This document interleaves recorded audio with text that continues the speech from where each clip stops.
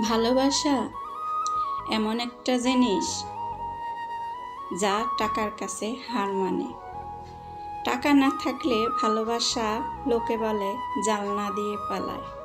আসসালামু আলাইকুম, কেমন আছো সবাই? এই তো নতুন আরেক দিনে নতুন আরেকটা ভিডিও নিয়ে চলে আসলাম। জানি না কার কতটুকু ভালো লাগলে একটা লাইক দিও, আর নতুন কোনো বন্ধু বা ভাই বা বোন হইলে আমার পাশে থেকে যাই একটা লাইক দিয়ে। সকাল থেকে শুরু করলাম ভিডিওটা। সকালে উঠে আর কোনো কাজ করি নাই, বিছানার চেঞ্জ করছি। চাদরটা সাদা হওয়ার কারণে একটু বেশি ময়লা হয়। বাচ্চা নাই, তারপরেও একটু আমরাই ময়লা করি, এরকম অবস্থা হয়েছে। সাদা থাকার কারণে আমার খুব ভালো লাগে সাদা জিনিস, তারপরে ময়লা হওয়ার কারণে সাদাগুলা বেশি আর কি ইউজ করা যায় না। এখনও তো এই যে পরে নিলাম বিছানায়, এটাও প্রায় সাদার মধ্যেই পড়ে। আমার পছন্দেই, আমি পছন্দ করে কিনছিলাম চাদর। বেশ ভালোই লাগছিল প্রথমে, এখন একটু রংটা ওঠা হয়েছে আর কি। পুরাতন জিনিস ব্যবহার করাও অনেকটা আরাম লাগে, শুইতে বসতে অনেকটা সফট হয়, নরম হয়, অনেক সুন্দর, ভালোই লাগে। বিছানায় শুইলেও আরাম লাগে, ভালো লাগে, ঠান্ডা ঠান্ডা লাগে। পুরাতন জিনিসের আরাম আছে। পুরাতন সালোয়ার কামিজ দেখবা যে পুরান হইলে ওইটা আর কি পরতে ইচ্ছা করে, বেশি ভালো লাগে, মায়া ধরে যায়। মায়া একটা জিনিস, সব কিছুর মধ্যেই মায়া থাকে। পুরাতন জিনিসের সাথেই মায়ার বাঁধনটা বেশি থাকে, তাই না? এই তো ঘরের কিছু কাজ করে নিলাম। বিছানা, ঘর বাড়ি সব কিছু একটু পরিষ্কার থাকলে মনটাও ভালো থাকে, মনটাও মানে হালকা হয়ে যায়। ভারী থাকে যদি ঘর গোছানো না থাকে, তেমন একটা গোছাইতে পারি না আর কি। যা আছে তা দিয়ে একটু চেষ্টা করি। পুরাতন জিনিস দিয়ে আমার নতুন কোনো কিছু নাই যে আমি নতুন কিছু দিয়ে গুছিয়ে নেব। অনেক টাকা পয়সার ব্যাপার।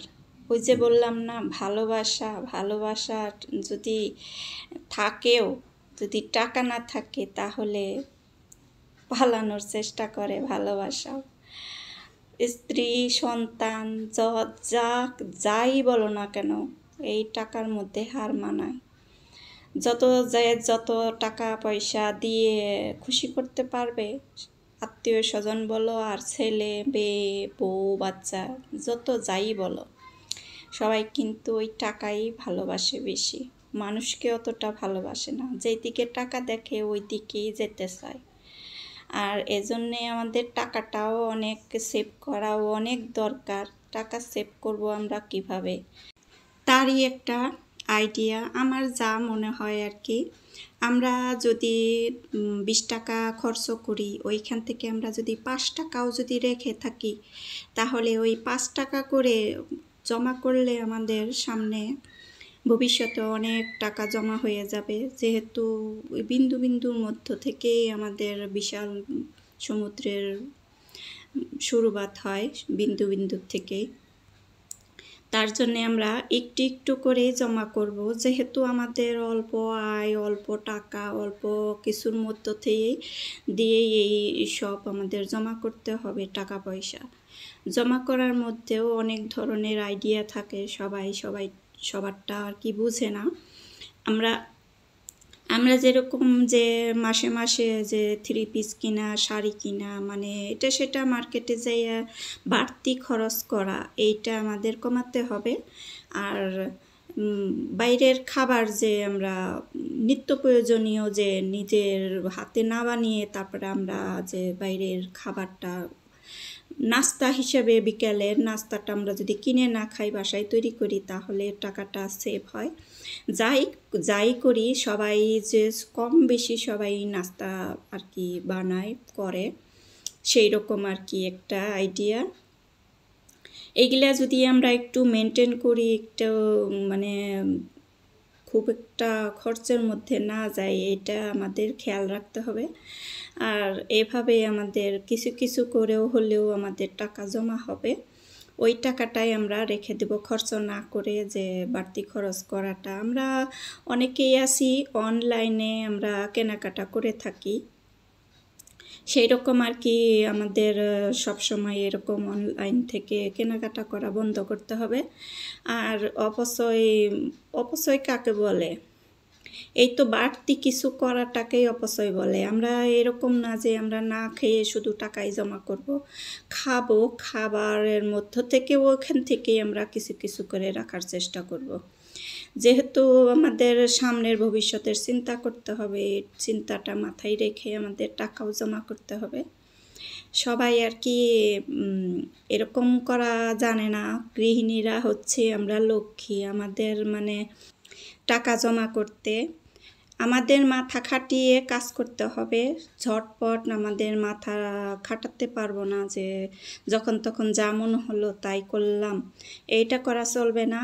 আর যাদের মানে কম বোঝো তাদের জন্য ভিডিওটা হচ্ছে দেখার অনুরোধ রইল যে টাকা কিভাবে জমা করতে হয় সেটা যদি একটু কম বোঝো। আমিও আগে পারতাম না জমাতে, অনেক আগে থেকে আমি টাকা জমা করি এইভাবেই। ছোট ছোট ব্যাংক কিনে নেই, রাবারের ব্যাংকগুলো, ওইগুলা আর কি কিনে নিয়ে তারপরে আমি 10 টাকা 20 টাকা যা পারি আর কি প্রতিদিনই আর কি চেয়ে নিয়ে হলেও আমি জমা করি। এটা আর কি বারবার বলার কোনো দরকার নাই যে আমি কিভাবে টাকা জমা করি, এটা একটি আইডিয়া দেওয়া। এইভাবে সবাই টাকাটা জমা করতে পারো যে বাজার করে আসলে যখনই খরচ ভাঙতি টাকা থাকে তখনই হাজবেন্ডের পকেট থেকে নিয়ে তারপরে ব্যাংকে ভরে রাখলে প্রতিদিনই 10 টাকা 20 টাকা করে অনেক টাকা জমা হয়ে যাবে। আমাদের অধিকার আছে হাজবেন্ডের পকেট থেকে টাকাটা নেওয়ার, এতে কোনো পাপ হবে না আর কি, আমাদের এটা আর কি অধিকার।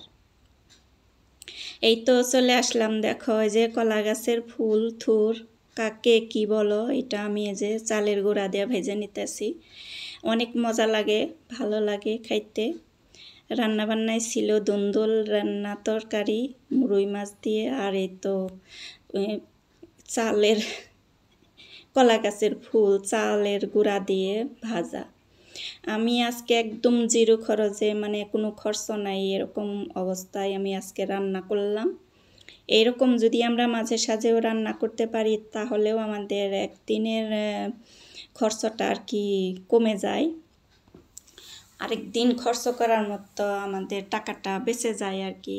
তো এইভাবে আমরা একটু যদি বুদ্ধি করে কাজ করি, বুদ্ধি করে আমরা সব কিছু করি তাহলে অনেকটা আমাদের সফলতা আসবে ধীরে ধীরে, মানে আস্তে আস্তে সফলতা সবারই আসবে যদি বুদ্ধি করে কাজ করি। বুদ্ধি মাথায় থাকলে সবটাই সম্ভব।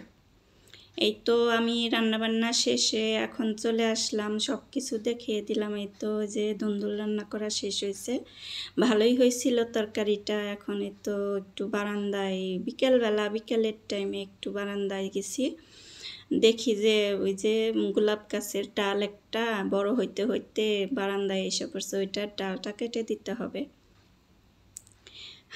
আর এই তো সময় কাটানোর জন্য আমি এখানে একটু ঘোরাঘুরি করি, একটু দোলনায় বসি, একটু সময় পার করি আর কি। আসরের পরে নামাজ পড়ে আমি একটু দোলনায় বসে থাকি, বারান্দায় বসে থাকি। এখান দিয়ে মানুষের যাতায়াতটা ভালো লাগে, দেখতে ভালো লাগে। কেউ কেউ আবার আমাকে দেখেও কথাও বলে, নিচে থেকে কথা বলে। এই তো কিছুদিন ধরে আমার মেয়ে তো যে জামা কাপড় রেখে দিছে, ছোটো হয়ে গেছে, চাপা হয়ে গেছে, ওইটা আর কি সেলাই খুলে রেখে দিছি, আর কিছু করি নাই। বিকালবেলা আর একটা নাস্তা তৈরি করব। নাস্তা তৈরি করাটা পুরাটা দেখাইতে পারলাম না। এই তো যে একটা দুধের পুডিং বানিয়ে নিছি, বেশ ভালোই হয়েছিল। আমার বাচ্চারা তো এই পুডিংটা তেমন একটা পছন্দ করে না, আমার আবার খুব ভালো লাগছে, ওর বাবাও খাইছে, বললো যে ভালোই হয়েছে। আজকে এই পর্যন্তই, ভালো থাকো সবাই, সুস্থ থাকো। আবার কোনো নতুন ভিডিওতে কথা হবে। ভালো লাগলে লাইক দিও, যে এই পর্যন্ত আসছো আমার সাথে, পাশে থেকে যেও নতুন কেউ হইলে। আমিও তোমাদের ছোট্ট একটা কমেন্ট ধরে চলে যাব তোমাদের পরিবারে। আজকে